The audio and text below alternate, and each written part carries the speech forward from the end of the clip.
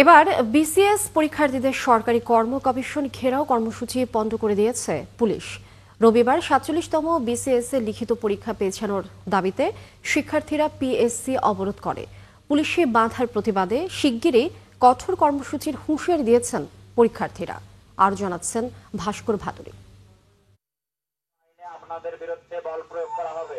৪৭তম BCS এর লিখিত পরীক্ষা পেছানোর দাবিতে দুপুরে সরকারি কর্ম কমিশন অবরোধ করে আন্দোলনকারীরা। বারবার অনুরোধের পরও অবরোধ না তুললে শুরু হয় পুলিশি অ্যাকশন।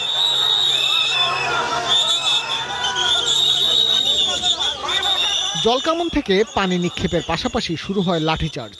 এতে আহত হয় বেশ কয়েকজন। এমন পরিস্থিতি চলে 10 মিনিট ধরে। পুলিশের লাঠিচার্জে ছত্রভঙ্গ হয়ে যায় আন্দোলনকারীরা। পুরো এলাকায় ছড়িয়ে পড়ে আতঙ্ক।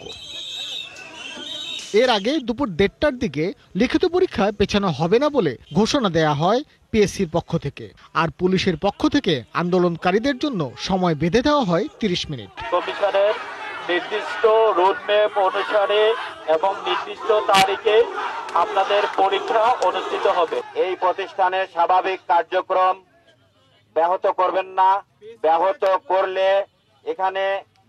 করলে আপনার বিরুদ্ধে বাংলাদেশের প্রচলিত আইন ব্যবহার করা হবে। সকালে নির্বাচন কমিশনের সামনে থেকে মিছিল নিয়ে পিএসসি অবরোধ করে শিক্ষার্থীরা। পিএসসি অন্যায় আচরণ করছে বলেও অভিযোগ তাদের।